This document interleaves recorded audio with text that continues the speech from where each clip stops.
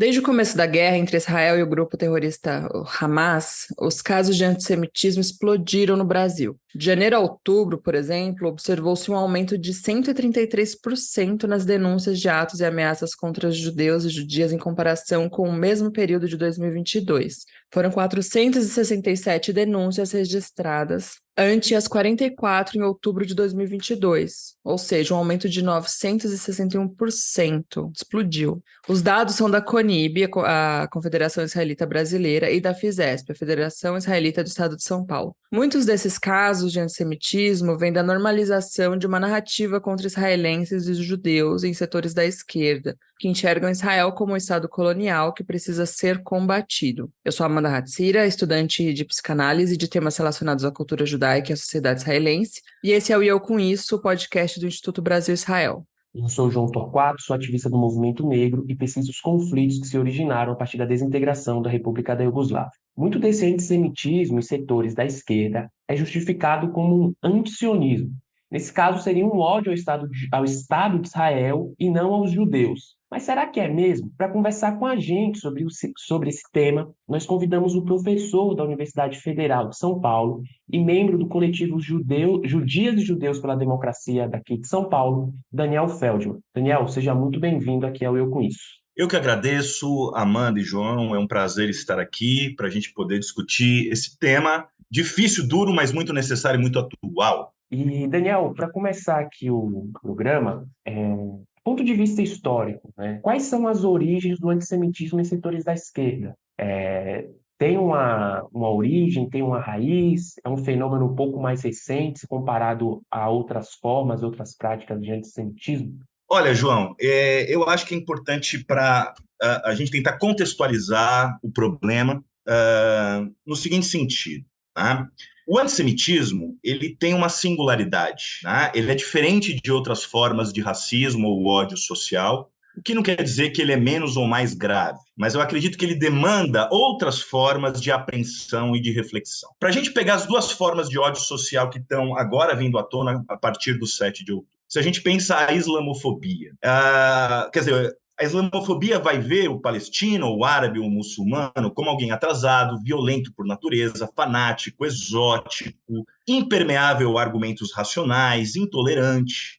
Já no caso do antissemitismo, né, a hostilidade, a aversão aos judeus, ela vai estar pautada em outras características. O judeu ele é visto como conspirador, ardiloso, dotado de supostos superpoderes ocultos e misteriosos, como alguém sem raízes, apátrida, artificial, alguém meio opaco, meio fantasmagórico, né? O antissemitismo tem muito essa questão fantasmática, né? O Léo Pinsker falava isso. O antissemitismo, na verdade, é uma projeção sobre o fantasma dos judeus que ocupa o lugar de uma reflexão real sobre a dinâmica da sociedade. Então, eu partiria daí, eu já vou chegar no problema do antissemitismo, entre aspas, virtuoso, usando aqui uma expressão do Jean Améry, que é um sobrevivente de Auschwitz, que ele criticava o antissemitismo na esquerda, porque ele parecia como uma posição social digna, respeitável e virtuosa. Diferente, por exemplo, do árabe, que é estigmatizado pelo próprio Netanyahu agora, na guerra, né, uma guerra da civilização contra a barbárie, como alguém não civilizado. Já o judeu é visto de uma outra forma, via de regra, né? Não é que o judeu não é civilizado, ele é uma espécie de usurpador maléfico, nefasto e nocivo da civilização. Né? Mas partindo dessa primeira noção, né, dessa visão meio fantasmática, opaca do judeu, dominador, etc., eu gostaria aqui de reter um autor que é central para pensar o antissemitismo em campos que se reivindicam de esquerda e progressistas. E eu peço permissão para uma breve citação aqui, porque eu acho que ela é muito ilustrativa para todo o debate que virá depois. Tá? O Postone ele dizia o seguinte, para entender o antissemitismo moderno e como ele também é absorvido por setores progressistas. Né? Ele vai dizer o seguinte, quando se examina as características específicas do poder atribuído aos judeus pelo antissemitismo moderno, abstração, intangibilidade, né, algo intangível, fantasmático, universalidade, mobilidade, é impressionante que essas sejam as mesmas características da dimensão de valor, valor econômico, das formas sociais analisadas por Marx. O Postone vai partir da crítica à economia política do Marx para tentar identificar a prevalência do antissemitismo moderno. Em que sentido? O capitalismo ele exerce uma dominação impessoal, abstrata, sobre todos nós. Porque justamente algo abstrato como valor, o que é o valor? O cigarro que o João fuma, ele tem uma utilidade prática, assim como a garrafa de água que eu estou bebendo, um valor de uso concreto e sensível, mas para o capitalismo o que interessa é a dimensão puramente quantitativa, o valor que tem que se expandir na forma do dinheiro. Esse valor que estabelece os elos sociais e dá o sentido econômico da vida na nossa sociedade. Mas na história da modernidade, o que vai marcar o antissemitismo, né, quer dizer, você vai personificar, né, na figura do judeu, através de estereótipos antissemitas, essa dominação abstrata do valor. Né? O judeu aparece como uma espécie de personificação de algo que é abstrato, de personificação dessa lógica do valor que perpassa a humanidade. Então, é como se existisse uma espécie de tentação, quer dizer, o valor, né? Você reduzir todas as dimensões da vida ao valor é um pecado que todo mundo pratica, mas esse pecado tem que ser expiado sobre o judeu. Então, quer dizer, qual que é o problema? Em vez de uma tentativa de crítica efetiva, de entender os mecanismos sociais do capitalismo e da modernidade, você vai buscar culpados, você vai buscar responsáveis. Então, isso permite que o antissemitismo, essa personificação do valor e dos males da modernidade de forma mais ampla, isso seja projetado sobre os judeus. Isso pode aparecer de forma falsa como algo antissistêmico, né? Algo contra aqueles que estariam dominando e controlando o mundo por trás das cortinas. Então, o antissemitismo ele tem uma aparência de uma crítica do capitalismo. É uma crítica falsa, estúpida, tosca, e podemos dar vários exemplos de como isso tem voltado. E, no limite, inclusive, é a crítica do nazismo. O nazismo tinha aquela ideia de que o bom capital era o ariano, ligado ao solo e sangue produtivo, concreto, e o mau capitalismo seria o parasitário, artificial, abstrato, ligado às finanças e ligado aos estereótipos gerais que são imputados aos judeus. Né? Então, notemos, em vez da crítica à relação social, né, que eu sou totalmente a favor, de um capitalismo em crise, cheio de guerras, conflitos e tudo mais, desastre ambiental, busca-se uma saída demagógica, fácil, imediata, que é você buscar os problemas do mundo através, por exemplo, quando eu vejo, por exemplo, um economista progressista brasileiro, que é considerado sério para muita gente, dizer que o problema da globalização e das instituições financeiras internacionais tem a ver com o lobby judaico, isso mostra que o problema é muito real. Né? O problema não é falso. Então, essa é uma dimensão do problema que eu queria levantar. Uma segunda dimensão, né? Já vou acabar a resposta a essa questão para deixar vocês dialogarem e complementarem, é o seguinte, né? Hoje em dia, né, existe também algo que já vem de muito tempo e cuja origem é o stalinismo. Né? Tem um livro muito interessante que eu recomendaria também, do Leon Poliakov, que ele vai mostrar como o stalinismo, isso é muito curioso, né, em relação a Israel. Foi a União Soviética que armou e ajudou a vitória de Israel na Guerra de 48, no surgimento do Estado de Israel. Mas logo depois, por motivos geopolíticos, a União Soviética se alia aos árabes e começa a criar, né, em vez de você falar o judeu internacional, apátrida, dominador, desagregador das nações, né, você começa a trocar a palavra judeu por sionismo. Então, eu acho que isso também é um fenômeno que está posto hoje. Óbvio que o sionismo, como um movimento nacional, pode e deve ser criticado em vários aspectos, assim como todo nacionalismo. Mas a palavra sionismo hoje, né, ela serve como uma espécie de higienização de estereótipos antissemitas. Você não fala hoje mais, muitas vezes, né, dos malefícios do judaísmo internacional, como o antigo antissemitismo falava. Você fala dos malefícios do caráter destrutivo do sionismo internacional poderoso, que domina o mundo e por aí vai, através dos seus lobbies, dos seus instrumentos pérfidos. Com isso, você consegue higienizar o antissemitismo, porque você está falando, no fundo, do judeu. São os velhos estereótipos antissemitas que são repaginados, né? Bom, você pode, no limite... eu não estou falando do judeu-rato, a gente viu esse debate recentemente, vocês viram, né? Eu estou falando do sionista-rato. Como se isso não tivesse a ver com, né, um tema clássico do antissemitismo, de chamar judeus de ratos e por aí vai. Então, tem esse problema também.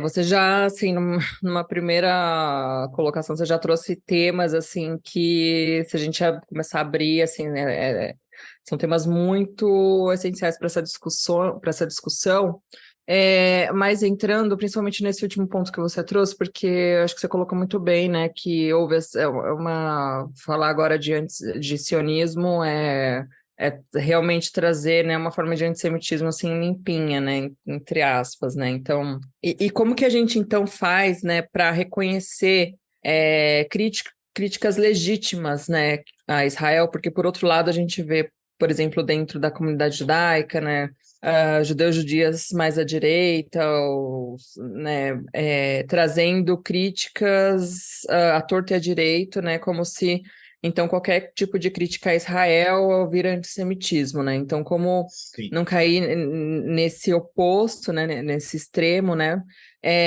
Então como reconhecer, né, essas críticas às políticas de Israel por parte de grupos de esquerda, né, como distinguir essas críticas legítimas, realmente legítimas, e de manifestações de preconceito, de fato. Pois é, eu queria começar dizendo assim, que existe um problema óbvio de instrumentalização do antissemitismo, como também um problema de instrumentalização da islamofobia e da causa palestina, que é preciso combater, né? Você vê setores bolsonaristas, ou trumpistas, por exemplo, no mundo, gente de extrema-direita que sempre está repetindo posições antissemitas, como Elon Musk, mas que se dizem apoiadores de Israel, etc. e tal.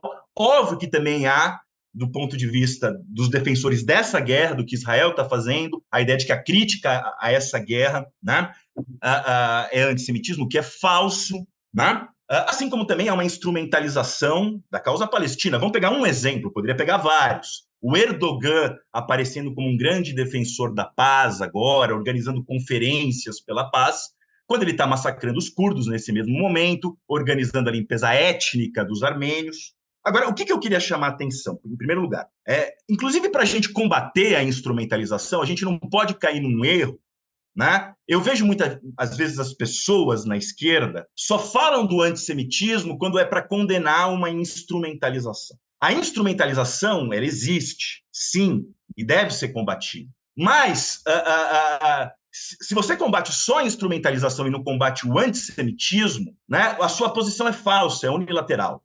Porque tanto a islamofobia quanto o antissemitismo, por que eles podem ser instrumentalizados? Eles podem ser instrumentalizados porque eles são reais, porque eles têm um efeito, eles provocam afetos e repulsas em camadas da sociedade. Eu faço uma brincadeira, ninguém instrumentaliza, Amanda, o ódio ao sueco, certo? Não existe uma suecofobia, porque não é um fenômeno relevante do mundo contemporâneo. Já o antissemitismo e a islamofobia, elas podem ser instrumentalizadas porque elas estão presentes, né? E assim, para não falar que existe um argumento que eu tenho ouvido muita gente falar, bom, o antissemitismo não está presente em meios da esquerda no Brasil hoje. Eu faço um desafio para essas pessoas, né? Eu tive a paciência, qualquer notícia que sai sobre Israel, né? Tanto na mídia tradicional como na chamada mídia alternativa, olha os comentários que aparecem. É impossível, eu desafio alguém que não vai ver todo tipo de estereótipo sobre os judeus, preconceitos antissemitas que aparecem numa suposta crítica a Israel e ao sionismo. Já vou voltar no problema crítica a Israel. Eu desafio essas pessoas. Até relativização do Hitler já aparece, né? O Hitler não estaria tão errado em meios que se consideram progressistas. Então, existe um estado de espírito que é necessário combater, né? As pessoas, ou por covardia, ou por complacência, ou por ignorância, não veem que há, sim, né, um antissemitismo que antes estava latente, que explode. Assim como há uma islamofobia muito grande, há uma islamofobia na comunidade judaica que deve ser denunciada, há uma islamofobia na sociedade ocidental de maneira geral que deve ser denunciada também e que vem à tona. Bom, mas voltando para o problema concreto da guerra em Israel, eu reivindico a posição dos judias e judeus pela democracia de São Paulo. A nossa posição é muito clara, né? Depois da brutalidade do massacre do Hamas no dia 7 de outubro, a gente vê a brutalidade, o massacre e a destruição com meios muito mais poderosos, porque Israel é um Estado que tem meios militares mais poderosos em Gaza, e a tragédia humanitária. É necessário criticar isso, é necessário exigir o cessar-fogo, a libertação dos reféns. Essa é a nossa posição e a posição que eu reivindico, né? A ideia da paz como a única política verdadeira, como a única realpolitik é o que eu defendo nessa situação trágica que a gente está vivendo. E por quê? Aí tem uma questão que é fundamental que eu queria levantar. Além disso, além de condenar o massacre do Hamas, dos palestinos, a destruição de Gaza e exigir o fim dessa guerra, um cessar-fogo, que é a nossa posição, também no nosso coletivo a gente tem uma posição muito firme contra a islamofobia e contra o antissemitismo, né? Por quê, Amanda? Porque não se trata apenas de uma posição de bons modos. Olha, não podemos ser antissemita, não podemos ser islamofóbicos. Não, se trata de uma posição concreta, que incide nas narrativas. E as narrativas também dizem respeito à guerra e à destruição que está em curso. Porque o ódio contra os judeus acaba por alimentar o ódio contra os palestinos e vice-versa. A intenção daqueles que defendem matar os judeus alimenta a intenção daqueles que querem matar os palestinos e vice-versa. Então, ou a gente combate o antissemitismo e a islamofobia e esses ódios sociais, ou a gente deixa fluir uma narrativa que está liberado matar judeu, matar palestino e por aí vai. Está liberada a política destrutiva e assassina do atual governo de Israel, como está liberada a política assassina e destrutiva não só do Hamas, mas do chamado eixo da resistência liderado pelo Irã e que tem vários apoios hoje muito fortes no Oriente Médio, né? Então, ser contra o antissemitismo e a islamofobia é uma posição política de quem é contra a barbárie, de quem é contra a destruição, quem é a favor da paz. Isso é fundamental. Por isso que essas duas questões têm que ser colocadas juntas. Bom, a partir daí a gente pode discutir... Eu vou pegar alguns casos aqui, porque a gente tem que entrar no concreto, porque se a gente não entra no concreto, a discussão parece muito abstrata também, né? Um dos casos que mais chamou a atenção, posso citar vários aqui, né? Mas eu vou começar com o que mais chamou a atenção, foi o debate da CONIB processando o jornalista Breno Altman, etc. e tal, né? Bom, olha, não há nenhum problema, e eu mesmo critico a posição da CONIB, eu sou contra a posição da CONIB, não me representa sobre a guerra hoje. Agora, o problema é que nesse debate, o que ficou oculto, e que apareceu nas redes sociais, no debate, inclusive na própria posição do Partido dos Trabalhadores, tá? Porque é óbvio que é legítimo criticar qualquer instituição, inclusive a CONIB, por sua posição na guerra e etc. e tal. Isso é evidente, e eu critico. Faço aqui uma crítica pública à posição da CONIB de continuar apoiando essa guerra, né? Que não é a nossa posição enquanto coletivo. Todavia, qual que é o problema? Né? Quer dizer, o que a CONIB processou, né? Sem entrar no mérito aqui da judicialização ou não, a gente pode discutir isso depois, é uma alegação de que os judeus são ratos, os sionistas são ratos, né? E, aliás, não é só desse jornalista. Se você olha também, outro dia saiu um texto, né, num site chamado Terra Redonda, com um poema de 5ª categoria, chamando os sionistas de ratazanas bubônicas, Amanda, né? Aliás, aí é um preconceito medieval, né? A peste bubônica é a peste negra que os judeus teriam causado na Idade Média, né? É esse clima que a gente está. Mas aí eu quero chegar na questão que é o seguinte: qual que foi a posição do PT, né? O PT poderia criticar a posição da CONIB sobre a guerra, mas como é que foi construída a narrativa dessa posição, né? A executiva do PT lançou uma nota dizendo o seguinte: olha, a CONIB é uma agência externa, apátrida. Os judeus não são leais ao Brasil. Inclusive um argumento, Amanda, nacionalista, né? Olha, no pior sentido, esse país se chama Brasil e a CONIB, óbvio que ela tem aqui algo que diz respeito... A CONIB representa os judeus brasileiros, com todas as críticas que a gente pode ter, mas você está acusando a CONIB de ser um agente estrangeiro que age contra os interesses nacionais. Olha, essa retórica me lembrou o plano Cohen do Getúlio Vargas, né? Que vai promover o golpe e a ditadura do Estado Novo, né? Com o argumento de que tem um complô judaico para dominar o Brasil. Né? Eu quero mostrar o seguinte nessa discussão. Né? Onde que essa discussão ela pode chegar? Qual que é o perigo dessa discussão? Também é uma outra coisa que apareceu. Eu vou ligar duas reflexões aqui, vocês vão entender onde eu quero chegar. Porque você tem um discurso aparentemente de esquerda que vai chegar numa posição de direita, ou que vai se assemelhar a uma posição da extrema-direita. Foi muito comum no Brasil, a gente ouviu, tinha a história do Jesus palestino, né? Todo mundo acompanha isso. Jesus não é mais judeu, que é uma falsificação histórica, né? Óbvio que eu até entendo que pessoas que querem usar uma metáfora, Israel está bombardeando Gaza, está matando crianças, vamos usar a simbologia de Jesus, etc. e tal. Mas para muita gente, como no inconsciente coletivo, até hoje, como dizia o Sartre, está presente a imagem do judeu deicida, muita gente nas redes sociais, nos comentários da imprensa da mídia alternativa, saíram falando, esses sionistas, assassinos de Deus, que não tem Deus no coração, não são um povo de Deus, esses judeus negaram sempre Deus. Então, a gente chegou numa situação tão absurda que é a seguinte, né? Se no Natal a gente estava ouvindo, né, que os judeus não são um povo de Deus, no Ano Novo, o Partido dos Trabalhadores estava insinuando que os judeus não têm pátria, não são verdadeiros brasileiros, né? Aí eu faço uma pergunta para vocês aí, para o João e para Amanda, né? Essa história, né, de que, olha, um povo que não tem Deus no coração, um povo contra Deus, um povo que os judeus não têm a brasilidade, né, nas suas práticas, são agentes estrangeiros apátridas, artificiais. Sabe quem me lembra essa narrativa? Alguém chamado Jair Bolsonaro, não era? Quem que falava Brasil acima de tudo, não era isso? O nacionalismo mais tosco e Deus acima de todos. Olha onde pode cair essa narrativa. Vocês estão me ouvindo, pessoal? Se existisse um Brasil correto, né? Um tipo de Brasil ideal. E aquele Brasil fosse o correto e as pessoas têm que seguir aquele padrão ali, né? Pois é, então, a questão é exatamente.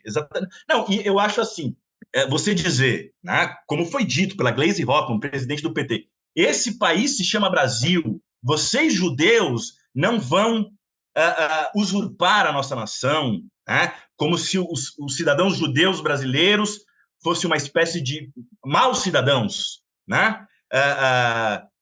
Esse tipo de discussão não é uma crítica à posição, uma crítica legítima à posição da CONIB em relação à guerra. É a repetição de um estereótipo antissemita, né? E por aí vai, né? Que cai num tipo de nacionalismo e defesa tosca da religião que está no bolsonarismo. Deus acima de todos, Brasil acima de tudo, e aí aparecem aqueles artificiais, conspiradores que estariam minando a unidade do país e por aí vai. Eu estou falando isso porque muita gente, inclusive, propagou nesses termos essa posição do Partido dos Trabalhadores. Tá? Posso citar mais um exemplo? Ou vocês querem ir para uma outra questão? Manda lá. Olha, eu vou fazer uma outra discussão, né, que eu acho que é a seguinte, que é a mais quente de todas, porque eu quero mostrar o seguinte, a questão não é, né, como foi dito aqui, não é de você... Deve-se criticar o que Israel está fazendo, como deve-se criticar o Hamas e o eixo da resistência, o que muitas vezes é esquecido, e críticas duras. Né? Então, mais uma vez, né, o problema são as narrativas, são as suspeitas. O Adorno falava, né, que o antissemitismo muitas vezes não fala diretamente sobre o judeu, é uma suspeita sobre o judeu, é um rumor sobre o judeu, algo que aparece de forma subreptícia. Mas vamos entrar na polêmica mais quente do momento. Daniel, eu não acho que é antissemita acusar Israel hoje, tem a discussão do tribunal, de genocídio ou de intenção de genocídio. Não acho. Né? Você pega as declarações de ministros israelenses, bomba atômica em Gaza, a destruição que foi feita em Gaza a partir dos bombardeios, a crise humanitária, etc. Mas aí que tá. Então, essa crítica em si, tem gente que pode concordar, pode discordar, ela não é antissemita. Eu não vejo dessa forma. Como isso pode resvalar para um rumor, para uma prática antissemita, para uma visão de mundo antissemita? é quando você faz... Olha, você tem um debate sobre se estaria sendo cometido um genocídio, né, ou não, em Gaza tem um tribunal, e por aí vai. O problema é que muito fácil, como isso aparece, o sionismo é genocida. Quer dizer, o nacionalismo dos judeus, essencialmente, né, é genocida. E aí você tem alguns problemas. Para além da falsificação grotesca de equiparar o nazismo justamente um movimento que acabou, para o bem ou para o mal, sendo a única resposta viável para muitos judeus, né? A adesão ao sionismo tem a ver com antissemitismo, seja na Europa, genocida, seja com as expulsões dos judeus do mundo muçulmano, né? Além dessa falsificação histórica, né? Mas e também tem uma outra coisa que vem junto com isso, né? Além de você equiparar o sionismo como tal ao nazismo, existe também a ideia que aparece em massa nas redes sociais, em comentários da imprensa alternativa, de que os judeus não teriam aprendido com a lição do Holocausto. Vocês devem ter visto isso já também. Tá? Como se Auschwitz fosse uma espécie de lição, alguma espécie de método Paulo Freire de aprender alguma coisa, que é um absurdo. Aliás, ninguém fala, né, que a opressão terrível aos curdos no mundo muçulmano ela ocorre pelo fato dos muçulmanos não terem aprendido suficientemente as lições do colonialismo e do imperialismo. Né? Então, agora a gente tem que ouvir que os judeus não aprenderam com a lição de Auschwitz. Mas o problema é que, justamente, né, a questão do antissemitismo é uma suspeita, um rumor, é uma lógica que aparece muitas vezes de forma inconsciente. Vamos tentar fazer aqui uma análise do discurso.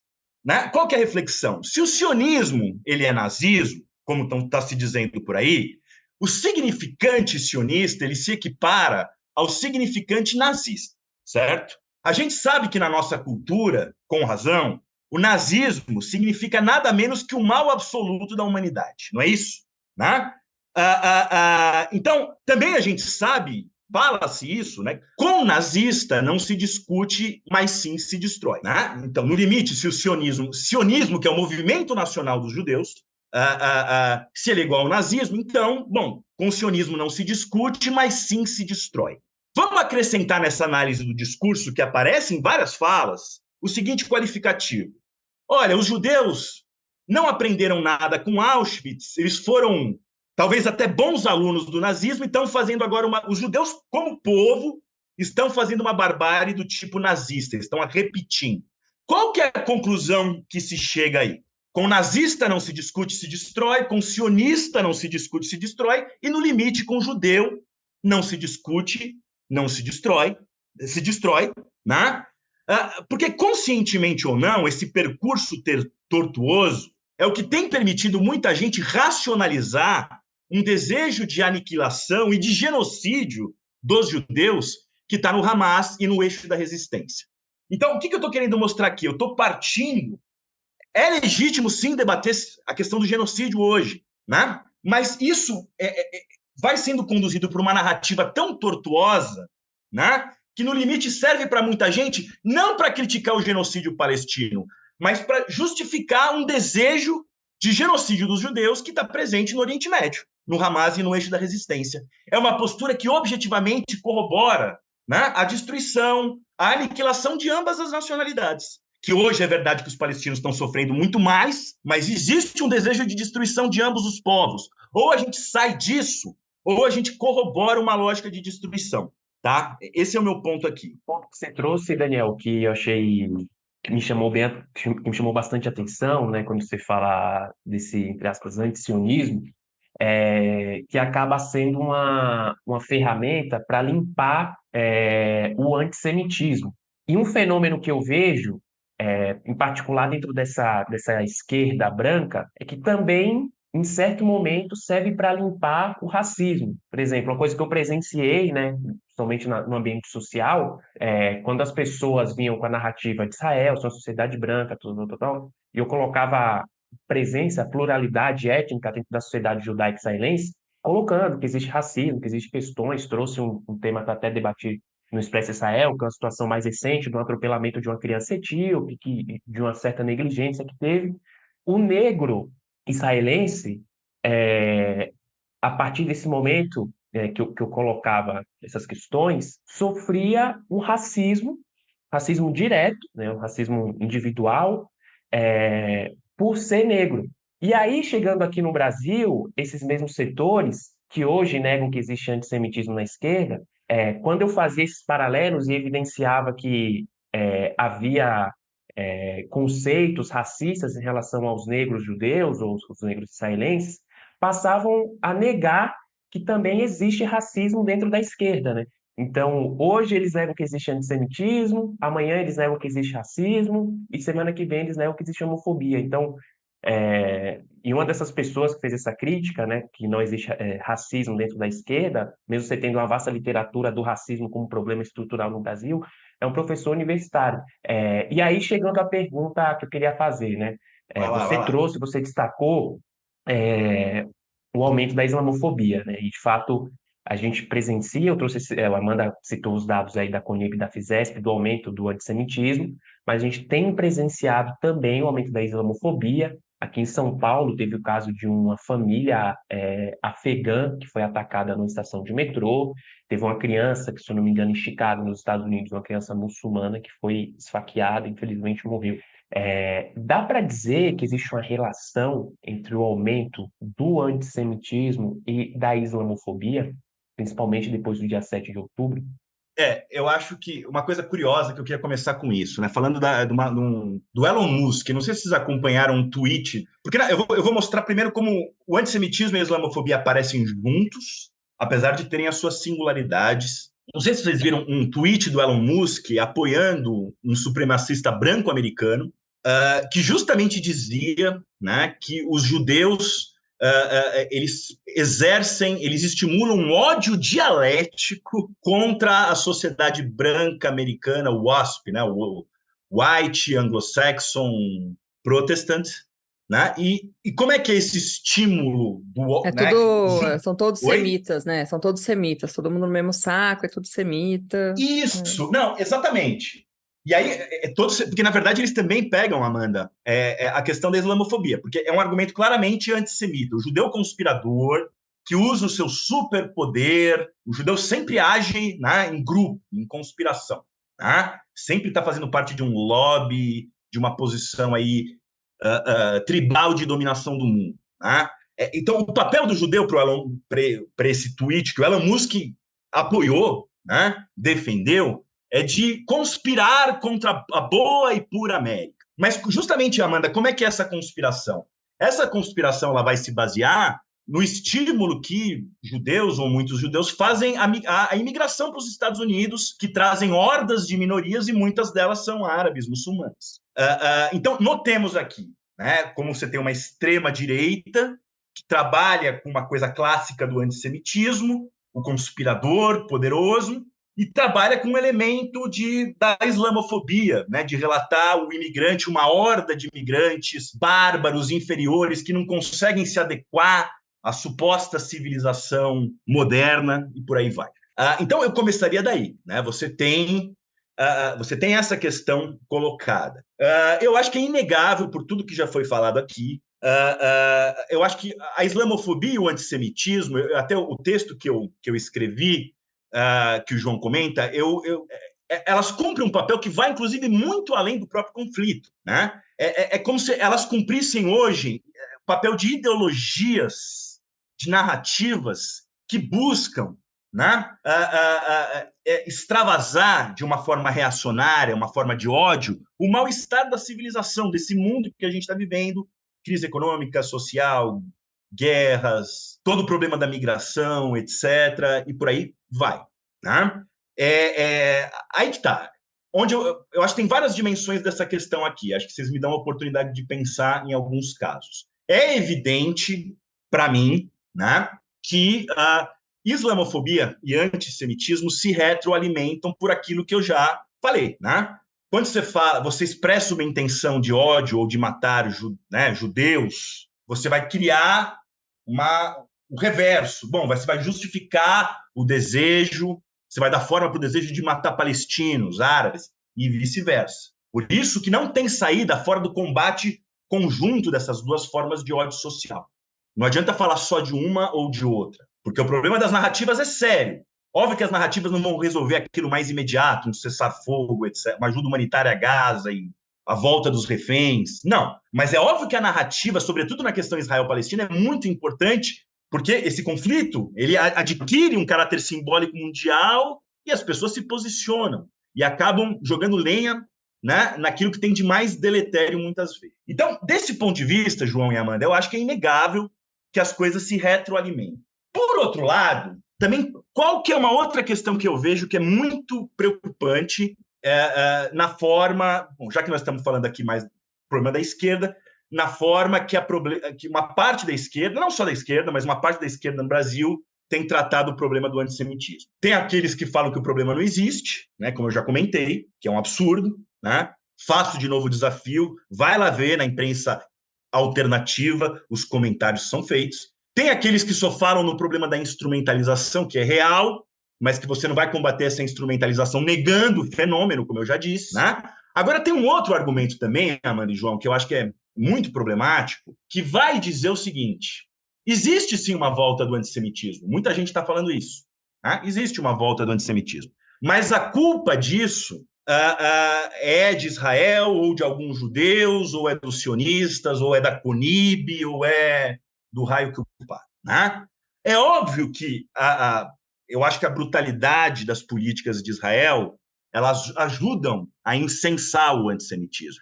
Mas qual que é o problema desse argumento? Quando você fala que a culpa do antissemitismo não é do antissemita, porque é disso que se trata, né? A culpa do antissemitismo não deixa de ser do antissemita, mas ela passa a ser de algo vinculado aos judeus. É a mesma coisa que se eu falasse em relação à islamofobia. Então, se eu falar que a culpa da islamofobia não é culpa do islamofóbico, né? Mas sim culpa de algo ligado aos árabes, sei lá, movimentos terroristas ou governos ditatoriais, ou...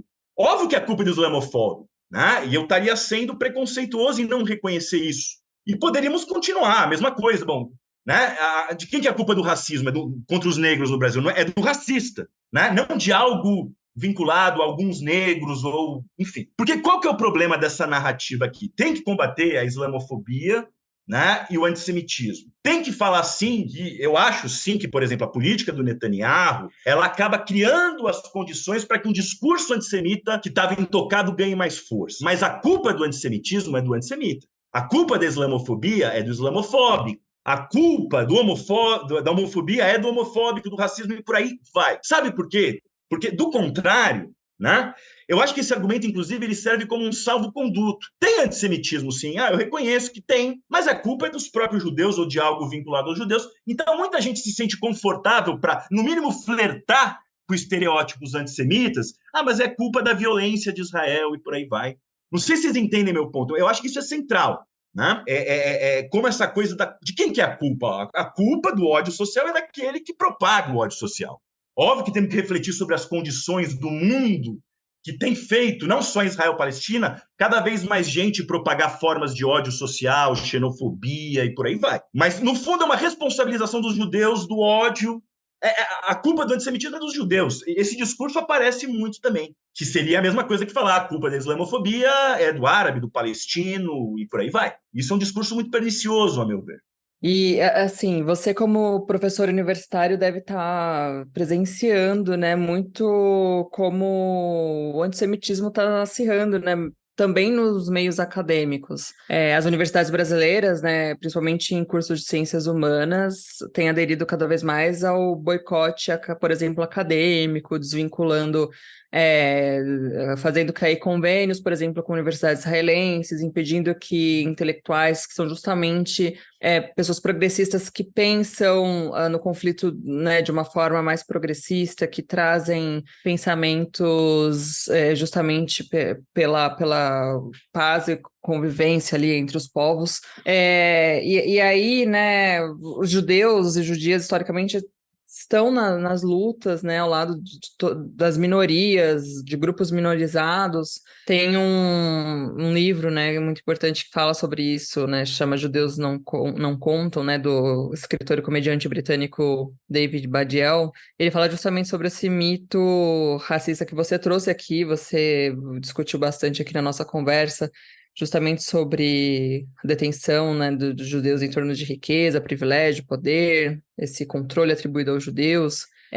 que acaba excluindo, né, judeus e judias desses campos, né, dessas lutas, ao mesmo tempo em que setores da extrema-direita, também como a gente falou aqui no programa, no episódio, também enxergam judeus como os donos de poder econômico da sociedade, esse mito antissemita, né, que remonta aí ao antissemitismo de 32, da Alemanha de 32, ainda está muito em torno disso, né? Então, a gente tem essa problemática da exclusão dos judeus, que, em certa medida, une aí, né, esses campos políticos opostos nesse amálgama aí de ódio e preconceito. Mas queria que você comentasse um pouco assim do dia a dia das universidades, né? Como que aparece essa questão do boicote acadêmico, se essa é uma estratégia legítima do ponto de vista da luta palestina, e como também, dentro desse contexto de guerra, porque a gente está vivendo assim, sei lá, 10, 15 anos atrás, eu que venho da FEFELESH, o boicote o BDS, por exemplo, já era um grupo muito forte, assim, fortalecido, principalmente dentro dos cursos de ciências humanas, já estavam muito presentes, e hoje a gente vive um contexto completamente diferente, em que a guerra aí aparece como subterfúgio aí para que esse antissemitismo apareça de forma higienizada como forma de antisionismo, enfim. Então, ainda é possível a gente construir dentro ou disputar esses espaços para construir um letramento, para letrar as pessoas em relação ao sobre o antissemitismo, né? Porque afinal somos progressistas, somos feministas, estamos, né, ao lado de grupos minorizados historicamente.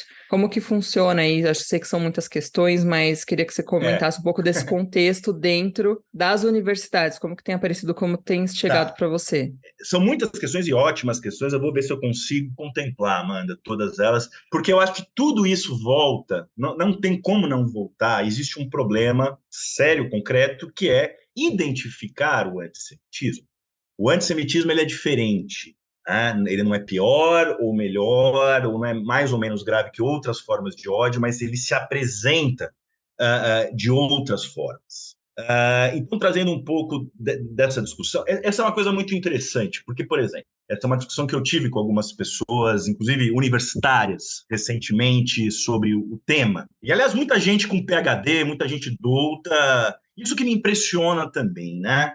Que se pessoas que se arrogam tanto...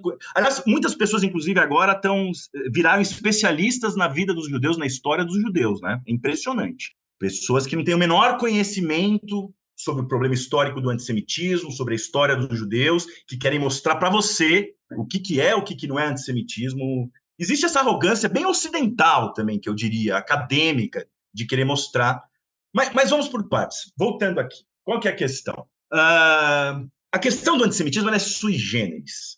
Os judeus, eles não foram e são odiados ou exterminados, né? Não existe um desejo consciente ou inconsciente de genocídio dos judeus que veio do Ocidente, mas também depois penetrou no Oriente. É só ver o discurso das elites do mundo muçulmano, da mídia e por aí vai. Eles não são odiados porque eles foram colonizados como outros povos.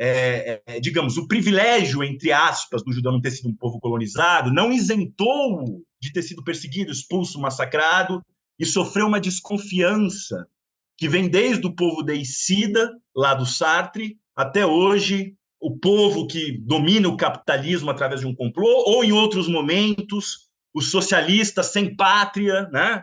Cosmopolita sem pátria, ou aquele que tentou desagregar a família através da psicanálise. São várias formas de culpabilização, de personificação de males sobre os judeus, né? Eles não foram colonizados, mas nem por isso o antissemitismo não foi grave e não continua sendo grave. Aí entra uma outra coisa também, essa questão da riqueza e da pobreza. Olha, é evidente, se a gente fizer uma discussão estritamente sociológica no Brasil, óbvio que os judeus no Brasil, a maioria é da classe média e da burguesia. Isso é um fato sociológico. Mas qual que é o problema desse argumento? Se você for usar esse argumento para dizer que não existe antissemitismo, no limite, nem o Holocausto nazista foi antissemita. Eu quero me explicar aqui, porque tem uma dimensão histórica que escapa às pessoas que é importante. Se a gente pegar, óbvio que no leste europeu, a grande maioria dos judeus que foram mortos eram pobres, eram trabalhadores, né? Você tinha até o Bund, que era um movimento de massa operário.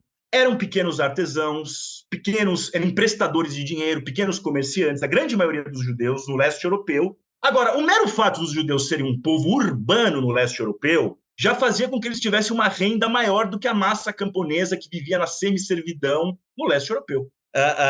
Então, desse ponto de vista, em termos estritos de riqueza material, os judeus eram mais ricos do que a média da população. Mas isso não impediu massacres, pogroms, depois o Holocausto. Ou mesmo na Alemanha. Na Alemanha é um outro caso ainda. Na Alemanha, os judeus, a maior parte dos judeus faziam parte da classe média e uma boa parte fazia parte da burguesia. Né? E a Alemanha é o país do Holocausto. Aí você vai falar que o antissemitismo não é importante, porque os judeus, do ponto de vista da riqueza e da renda, né, estavam acima da média da população. Percebe que é uma forma de esvaziar o antissemitismo dessa forma. Né? O problema que se faz nos debates é uma singularização. Aí eu acho que, voltando para uma outra questão do judeu, eu vejo muita gente de classe média, universitária, né, projetar todo tipo de crime sobre os judeus, e isso serve também como uma... Porque o antissemitismo tem isso, você projeta a culpa absoluta sobre o judeu, você se livra da sua culpa também, né, de ser um branco, descendente de donos de escravo, uma família... Tem muita gente quatrocentona aí adorando, né, falar mal dos judeus, com motivos muitas vezes antissemitas, não é uma crítica à brutalidade de Israel, né? Aí no caso que então você tem essa dimensão aqui, né?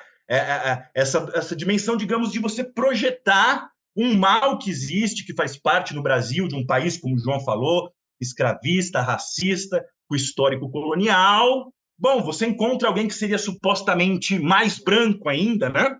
O que é um debate muito complicado, que para os nazistas, os judeus, eu mesmo sendo branquelo, eu não era branco, não seria branco.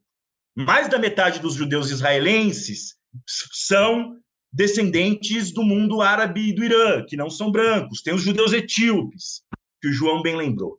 Então, você tem um problema, sim, aí muito claro, que se mistura uma incompreensão da história dos judeus, da história do antissemitismo, que permite muita gente retomar, em maior ou menor grau, os mitos do complô desse povo artificial, apátrida. Aliás, não é à toa, né, que o grande hit hoje, literário, que vai da esquerda à extrema-direita, né, é A Invenção do Povo Judeu, um livro do Shlomo Sand.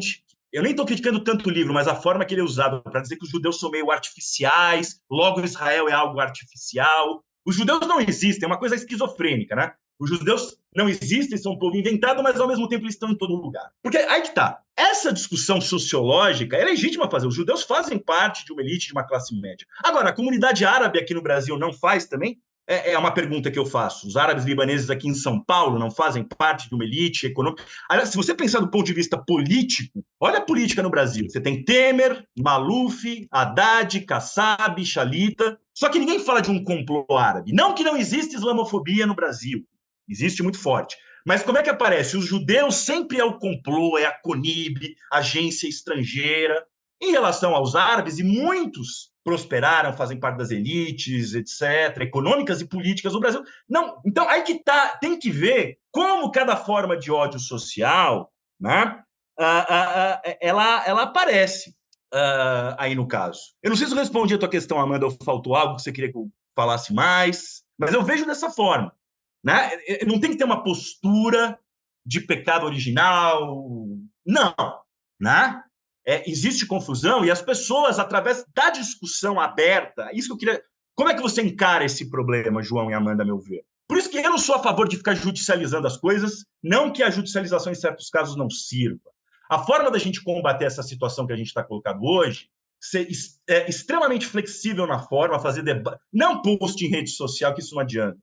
Fazer debates como esse que a gente está fazendo, escrever textos, seminários, sendo flexível na forma, mas duro no conteúdo. Sim, não existe pecado original. Né? As pessoas podem mudar sua posição através do debate, e muitas mudam, mas você tem que pôr o pingo nos is. Eu acho que a gente não pode ter uma posição defensiva. Ei, amiguinho da universidade, olha, não seja antissemita, é meio feio. Não, é porrada no bom sentido, é porrada intelectual, né?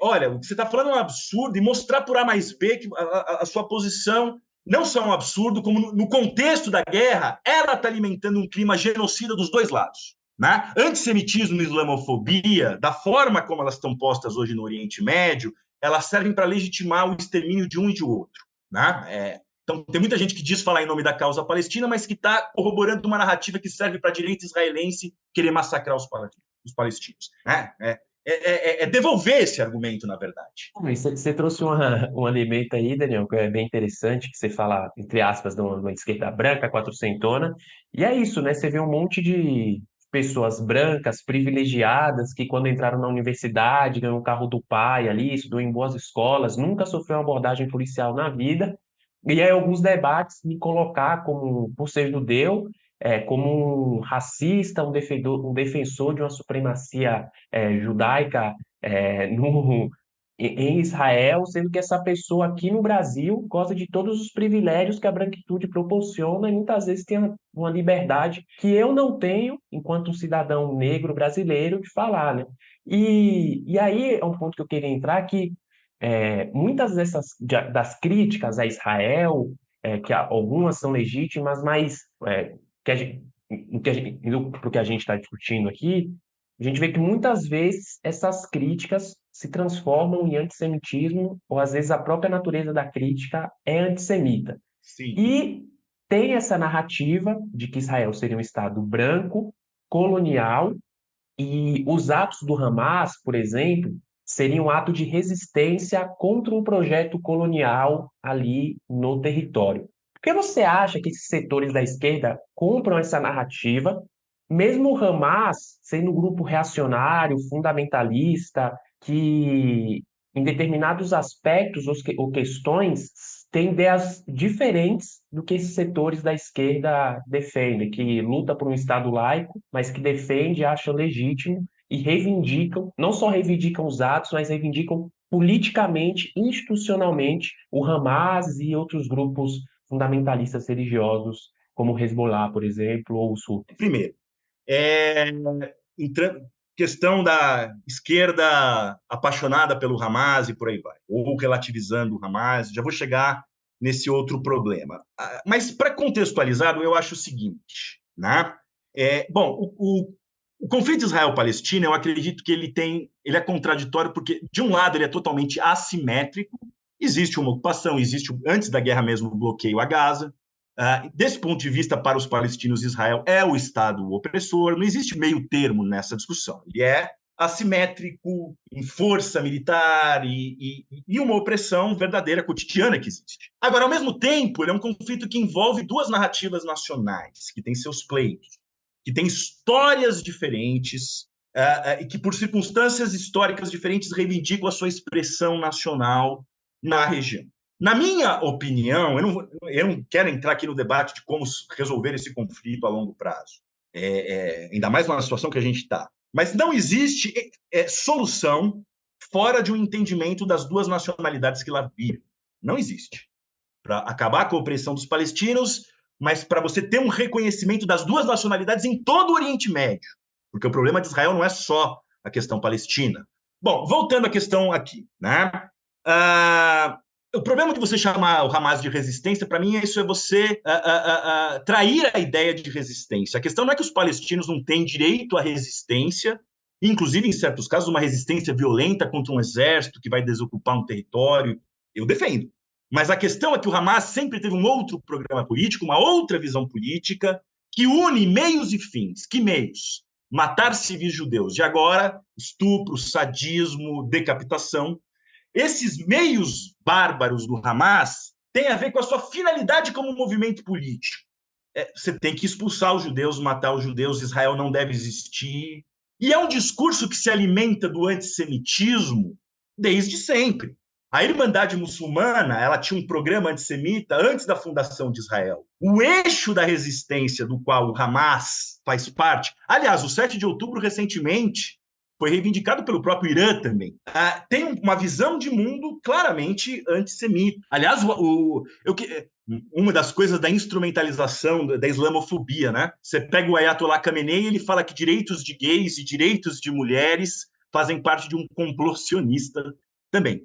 Então você tem uma visão de mundo antissemita que é natural atacar civis, estuprar mulheres judias. decapitar, porque esses meios têm a ver com um fim que, a meu ver, não é a defesa legítima da nacionalidade palestina, mas é levar o conflito para uma lógica suicida e assassina, que é a mesma lógica do senhor Ben-Gvir, do senhor Smotrich, e a mesma lógica que esse corrupto do Netanyahu abraça para não ir para a cadeia, que é a islamofobia, a demonização, a justificação da destruição de Gaza e da morte dos civis palestinos. Logo, a defesa do Hamas é jogar lenha nessas intenções de massacre, nessas intenções genocidárias. Eu acho que isso na esquerda aparece, em muitos casos, seja como um fetiche da resistência, então tudo é resistência, né? Que é uma forma de você, justamente, você isolar os palestinos que buscam outras formas de resistência e que existem, e que tem a sua agência que é negada, porque a esquerda ocidental fica incensando o Hamas, e junto com esse fetiche da resistência, eu acredito, João e Amanda, tem também aí o que eu chamaria de um fetiche da geopolítica. Esse é um outro problema. Você tem uma lógica destrutiva no mundo hoje, de crise de civilização, de razões de Estado que estão se preparando para a guerra, tem a ver com Ucrânia e Rússia, Israel-Palestina, isso está espalhado pelo mundo, e tem gente da esquerda que acha que, em vez de criticar essa cruzada, porque é uma cruzada, né, de uma parte do mundo contra o outro, em vez de criticar as bases dessa cruzada e defender uma verdadeira paz internacionalista, uma parte da esquerda abraça um lado da cruzada. Você tem uma galera que defende a cruzada pró-Israel contra o barbarismo islâmico, uma outra cruzada a favor do eixo da resistência com Putin, para tentar... Como se a barbárie não tivesse nos dois lados. Como se esse mesmo eixo da resistência, né? Por exemplo, na Síria, o que foi o massacre o genocídio de centenas de milhares de sírios, tortura de crianças até a morte? Quem que implementou isso? Foi o Irã, com apoio da Rússia. Não, minto, foi o Assad, com apoio do Hezbollah, com apoio do Irã, com apoio do Putin. Então, é muito hipócrita a gente que gosta de apontar o dedo na cara e falar você defende o genocídio de Israel, a barbaridade de Israel. Isso serve também como uma transferência de culpa, porque eu vejo muita gente apoiando o Assad, apoiando ou relativizando o Putin. Não só o que ele faz na Ucrânia, né, mas o que foi feito na Síria, que está sendo feito até agora, é uma guerra multifacetada, a guerra da Síria. Mas quem matou centenas de milhares de pessoas e torturou até a morte é o Assad. Né? É o eixo da resistência, com o apoio do Irã, do Hezbollah e do Putin. Se você vai abraçar uma razão de Estado destrutiva contra a outra, o mundo acaba amanhã, meu amigo. Então, uma crítica consistente de defesa das populações tem que acabar com esse fetiche da resistência da geopolítica de um lado, a meu ver. Né? Você não pode traduzir isso como uma resistência legítima. Sempre a política do Hamas foi de atacar civis em nome de uma ideologia fundamentalista, é o fetiche da resistência. Então, E outra coisa, né? Esse vale tudo contra o sionismo, ele alimenta as formas mais bárbaras, fundamentalistas e assassinas de sionismo.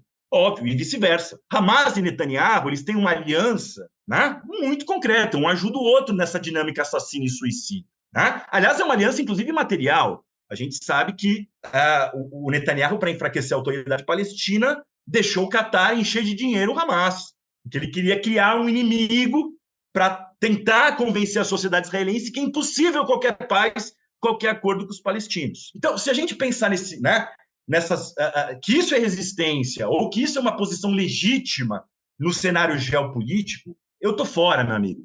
O pacifismo mais ingênuo é a verdadeira política que a gente tem que defender. Não é uma questão abstrata, é o pacifismo real. O mundo está indo para o buraco. A partir da política do Ocidente, a partir da política do Oriente. São razões de Estado que estão se digladiando no mundo. Então, o que serve para Israel-Palestina serve para o mundo como um todo.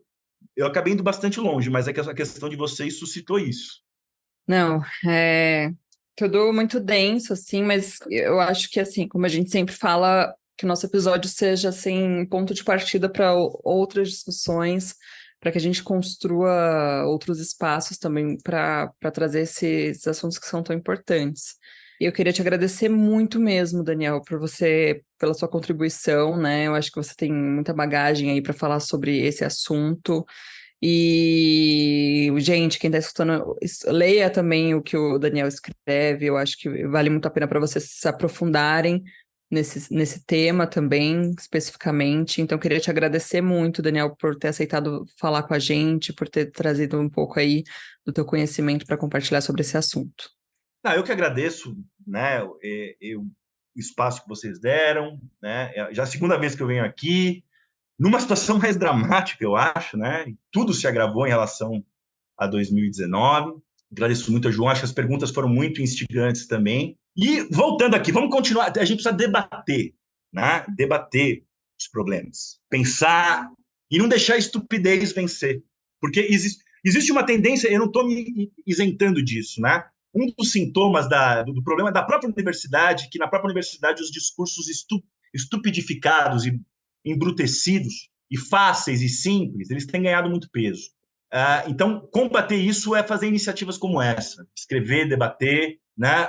Óbvio que isso não vai resolver o sofrimento humano que existe hoje dos israelenses e que pesa com bem mais peso hoje sobre os palestinos, né? Por motivos óbvios, mas isso também é uma forma de você criar, né, uma mentalidade, uma forma de encarar o mundo que toque nos problemas reais e que ajude a gente a tentar superar toda essa situação, né, de drama que a gente está vivendo. Né? E iniciativas como essa de podcast que vocês estão fazendo, acho que ajudam muito nesse sentido também. Bom, falei demais, tá? Desculpa. Imagina, e eu isso. recomendo aí que quem está escutando a gente volte e escute o nosso episódio de número 25, que foi com o professor Daniel Feldman também. Acho que fica como um complemento aí para a conversa que a gente teve hoje. São contextos, como ele falou, muito diferentes, né? Mas que eu acho que vai ajudar para elucidar, enfim, para o que a gente tem construído aqui, que também faz parte desse letramento, né? Contra o antissemitismo e outras formas também de preconceito. E é isso, você não falou de mais nada, eu acho que eu te ouviria assim por horas, Daniel. Então, eu acho que você é sempre muito bem-vindo aqui no nosso podcast. E para quem está ouvindo, então, a gente conversou com o professor da Universidade Federal de São Paulo, Daniel Feldman, que também é membro do coletivo Judias e Judeus pela Democracia de São Paulo. É isso, muito obrigada. Obrigado, paz, salom, salam, shalom. Ó, você vê, até confundi. Paz, salam, Daniel, shalom. Daniel, muito obrigado por estar aqui com a gente. E se você que está nos ouvindo aqui quiser mandar uma mensagem para o podcast Eu Com Isso, é só escrever para eucomisso@institutobrasilisrael.org. O Eu Com Isso está em diversas plataformas de áudio, como Spotify, Orelo, Apple Podcast, Google Podcasts, também no canal do YouTube do Instituto Brasil Israel. Se você está ouvindo a gente no Spotify, não esquece de seguir o nosso podcast, dar 5 estrelas e deixar o seu comentário, que é muito importante. E também siga o IB nas redes sociais. Um abraço e até quarta-feira que vem.